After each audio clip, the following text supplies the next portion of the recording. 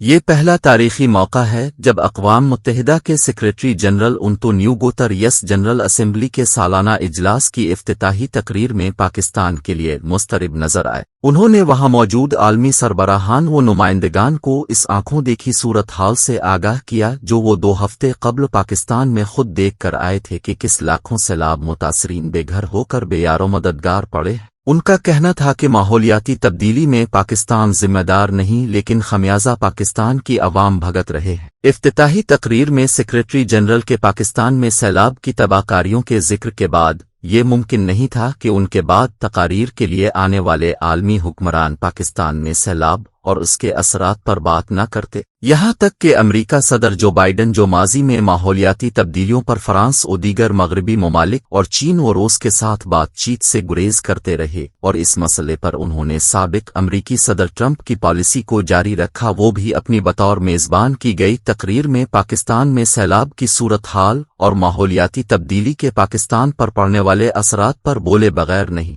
رہ سکے۔ انہوں نے بھی تسلیم کیا کہ پاکستان غیر معمولی بارشوں کی وجہ سے شدید بحران سے دوچار ہے جس میں اسے بڑے پیمانے پر عمدی ڈال کی ضرورت ہے۔ یوں امریکی صدر کو جنرل اسمبلی کے فلور پر تسلیم کرنا پڑا کہ پاکستان کو سیلاب کے مسئلہ پر دنیا بھر سے دی جانے والی امداد ناکافی ہے، تو ساتھ ہی امریکی صدر نے بھی ماحولیاتی و موسمی تبدیلیوں سے دنیا کو لاحق خطرات کو مان لیا، ورنہ ستمبر 2019 میں ہی اقوام متحدہ کی جنرل اسمبلی کے سالانہ اجلاس سے فیل طالب علموں کی یورپی تنظیم کی طرف سے واشنگٹن میں وائٹ ہاؤس کی عمارت کے سامنے پر روز مظاہرہ کرنا پڑا تھا، جس میں سویڈن سے تعلق رکھنے والی کم عمر طالبہ گریٹا تھنبرگ کو عالمی شہرت حاصل ہوئی۔ یہ احتجاج امریکی صدر ڈونالڈ ٹرمپ کی طرف سے ماحولیاتی تبدیلی کے عالمی معاہدے سے امریکہ کو الگ کرنے کے خلاف کیا گیا تھا۔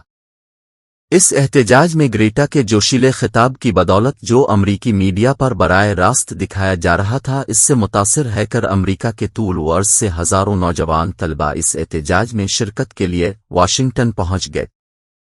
سین مظاہرے میں طالب علموں نے خطبے اور بینر اٹھا رکھے تھے جن پر امریکی صدر کے لیے پیغامات درج تھے کہ "This is a crisis, act like it. People or profit. Business as usual is not enough." ان پیغامات کے ذریعے دنیا کو آگاہ کیا گیا کہ لالچی صنعت کاروں اور چند بڑے کاروباری اداروں کی دولت کے لیے زیادہ سے زیادہ ہوس نے فضائی آلودگی میں اضافہ کے ذریعے ماحولیاتی و موسمیاتی تبدیلیوں کو جنم دیا ہے۔ 13 ستمبر کے اس مظاہرے کے اختتام پر امریکی صدر کو پیغام دیا گیا کہ اس کے ساتھ آئندہ ملاقات 20 ستمبر کو نیو یارک میں جنرل اسمبلی کے سالانہ اجلاس کے آغاز پر ہوگی۔ ایسے گریٹا نے گلوبل کلائمیٹ سٹرائک کا نام دیا۔ اپنے اس پیغام میں گریٹا نے دنیا بھر میں طالب علموں کو پیغام دیا کہ وہ اپنے اپنے ملکوں میں جہاں کہیں بھی ہیں باہر نکلیں اور ماحولیاتی تبدیلیوں کے خلاف اپنا احتجاج ریکارڈ کرائیں۔ باقی دنیا میں گریٹا کے پیغام کو زیادہ سنجیدگی سے نہیں لیا گیا، لیکن 20 ستمبر 2019 کو نیو یارک میں اقوام متحدہ کی عمارت کے سامنے نوجوان طالب علموں کے ساتھ بالغ مرد و خواتین کا جم غفیر موجود تھا جو دنیا بھر سے آئے ہوئے عالمی رہنماؤں کے علاوہ امریکی صدر کو احساس دلانا چاہتا تھا کہ اگر زمین کے بڑھتے ہوئے درجہ حرارت پر قابو پانے کی کوششوں میں کوتاہی برتی گئی تو پوری دنیا اس کا خمیازہ بھگتے گی۔ کچھ ایسی ہی بات اقوام متحدہ کے سیکریٹری جنرل انطونیو گوتریس نے گریٹا کی طرف سے کیے گئے احتجاج کے 3 برس بعد 20 ستمبر 2022 کو جنرل اسمبلی کے افتتاحی خطاب میں پاکستان میں سیلاب کی تباہ کاریوں سے آگاہ کرتے ہوئے کہی کہ ان بڑے کاروباری اداروں و صنعت کاروں سے حساب لینے کا وقت آ گیا ہے جو اپنے زیادہ سے زیادہ منافع کے لیے ماحولیاتی تبدیلیوں کے ذمہ دار ہیں۔ یہ بات وہ اپنے پاکستان کے دورہ کے موقع پر بھی کہہ چکے تھے کہ پاکستان کو امداد کی نہیں بلکہ بڑے پیمانے پر ہونے والی تباہی کے ازالہ کی ضرورت ہے۔ انہوں نے اپنی تقریر میں دکھ کا اظہار کرتے ہوئے یوہنون تک کہہ دیا کہ 1/3 پاکستان ڈوب چکا ہے لیکن دنیا حرکت میں نہیں آئی، شاید دنیا ماحولیاتی تبدیلی کے خطرات سے نمٹنا ہی نہیں چاہتی۔ یوں اگر سامان ابھی تک ملنے والی چند ملین ڈالر کی امداد پر نظر ڈالی جائے تو 3 کروڑ کی بے گھرو بے یارو مددگار آبادی کے لیے یہ سب ابتدائی طبی امداد تو ہو سکتی، متاثرین کی واپس بحالی اس سے کسی صورت ممکن نہیں۔ اگر دنیا واقعی پاکستان میں سیلاب سے پھیلنے والی تباہی سے رنجیدہ اور سیلاب متاثرین کی بحالی میں سنجیدہ ہے تو پھر اسے پاکستان کو دیے جانے والے قرضوں کی معافی پر غور کرنا چاہیے۔ اقوام متحدہ کے سیکریٹری جنرل پاکستان پر عالمی مالیاتی اداروں کے کم از کم نصف قرضوں کی معافی کے حوالے سے جنرل اسمبلی کے جاری حالیہ اجلاس میں قرارداد پیش کریں اور باقی کے نصف قرض کی ادائیگی کے لیے نئے سرے مدت کا تعین کریں تاکہ پاکستان از خود اپنے بے گھر ہونے والے کروڑوں شہریوں کو دوبارہ آباد کرنے کے قابل ہو سکے۔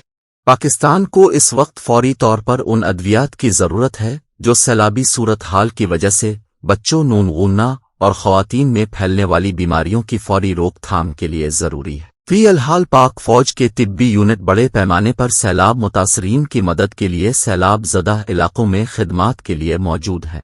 جس میں پاک فوج مخیر حضرات کی طرف سے ملنے والی ادویات کے علاوہ اپنی مدد آپ کے تحت بھی ادویات فراہم کر رہی ہے، جو شاید طویل عرصہ تک میلوں پھیلے ہوئے گندے گدلے پانی کے قریب خیموں و ٹینٹوں میں رہنے کی وجہ سے پھیلنے والی بیماریوں کے علاج کے لیے ناکافی ہے۔ علاوہ ازیں چند ہفتوں بعد سردی کی آمد سیلاب متاثرین کو نئی شکل سے دوچار کر سکتی ہے۔ اس کے لیے دنیا بھر سے فوری ضرورت کے لیے چھوٹے کیمپنگ ٹینٹس، یہ ٹینٹ جو زیادہ تر سیاحوں کے زیر استعمال رہتے ہیں، ان کی فراہمی بے گھر افراد کے لیے مفید ثابت ہو سکتی ہے۔ ان میں ایک فرد کے علاوہ 4 سے 6 افراد تک کے لیے سونے اور آرام کرنے کی سہولت موجود ہوتی ہے۔ یہ بارش و برف باری اور دھوپ سمیت ہر طرح کے موسم میں کارآمد ہوتے ہیں اور پاکستان میں بھی دستیاب ہے،